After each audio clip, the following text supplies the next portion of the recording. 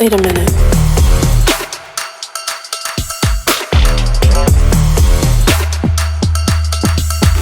Wait a minute.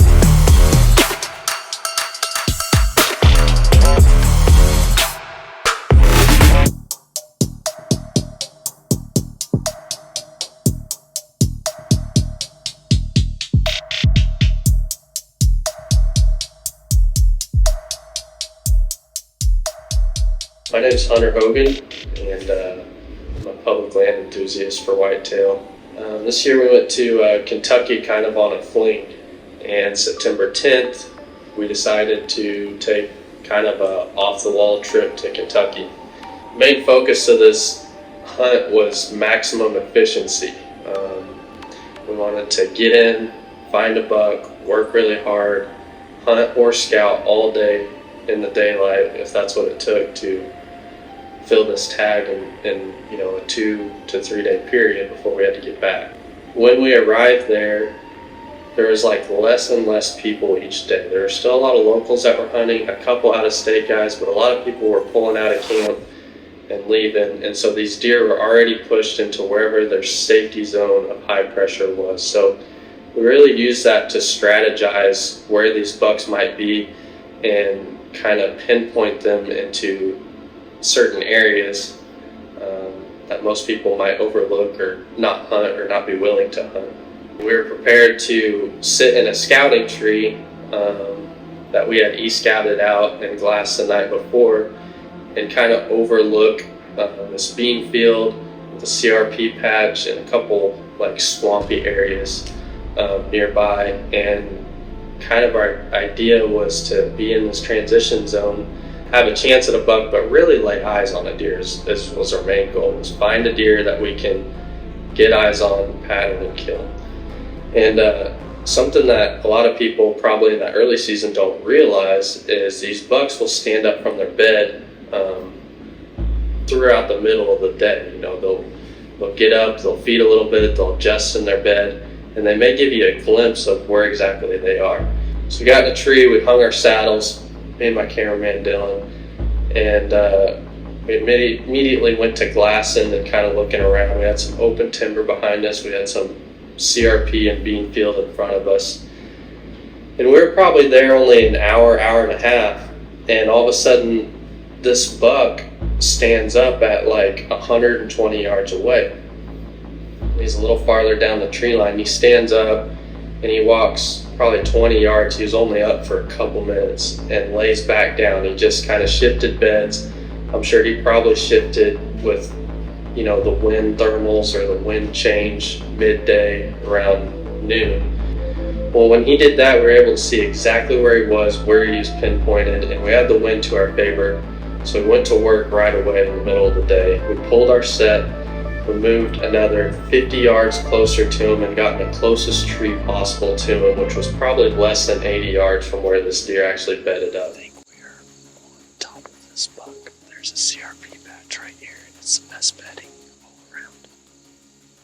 And I think he's bedded within range. We've got a good wind direction. We just need him to stand up out of his bed. I can see deer beds right here. It's going to be a good evening. If he stands up, I think he's going to be dead. But again, we knew we had time. We took our time. We stayed really quiet. And we hung our saddles up in this tree, less than 80 yards from this buck, and we prepared to kill him as soon as he stood up for an evening feed. And that's exactly how it went. there he is. There he is.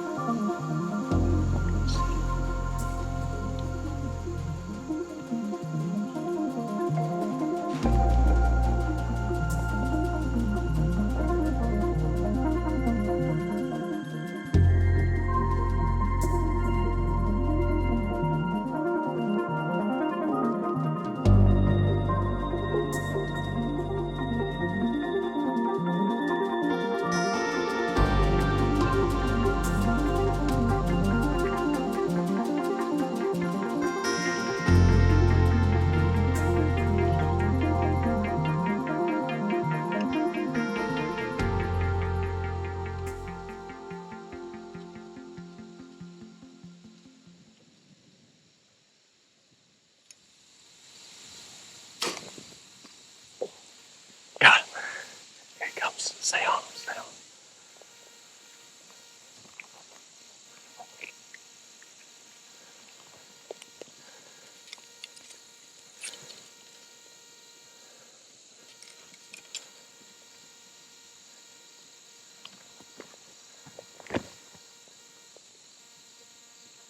Go down.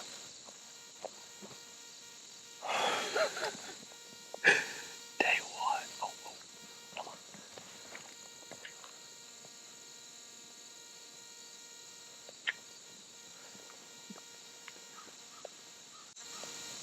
Oh, man.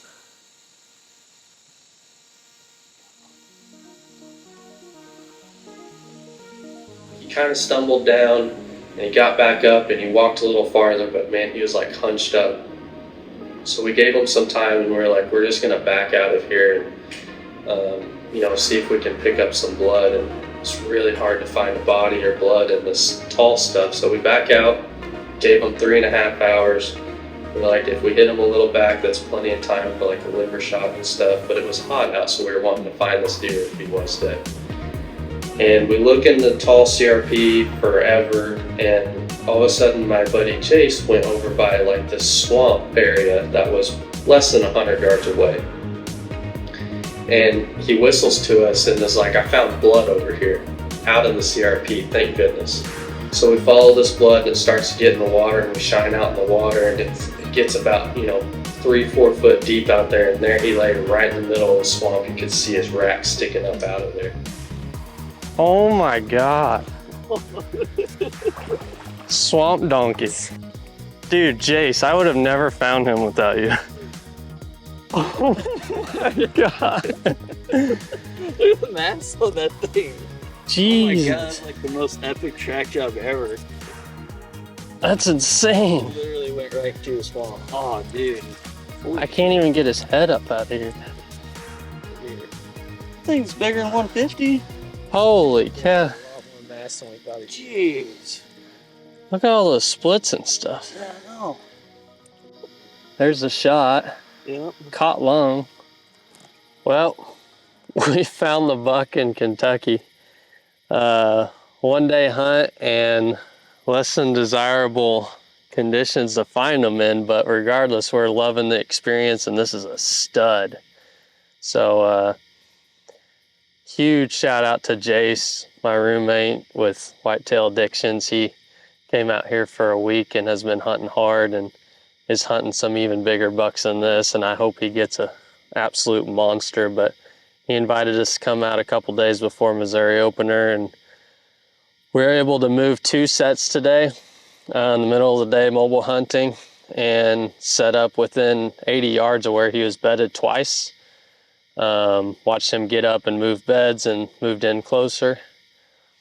And as soon as he stood up out of his bed, within probably 2 minutes, he was dead. So pretty awesome experience here in Kentucky, and just an absolute hammer of a buck, and died right here in the swamp. So we got ourselves a true swamp donkey this time. We were able to kind of maximize all of our factors into one system.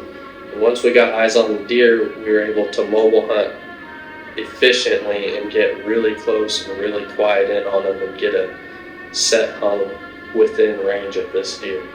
So it was just a really awesome mobile hunt, and yeah, it was very successful very quickly, and we're thankful that we took the time to hit up Kentucky before the opener of Missouri, and we were able to get back in time for opening day. So pretty awesome deal, and yeah, it was a good hunt.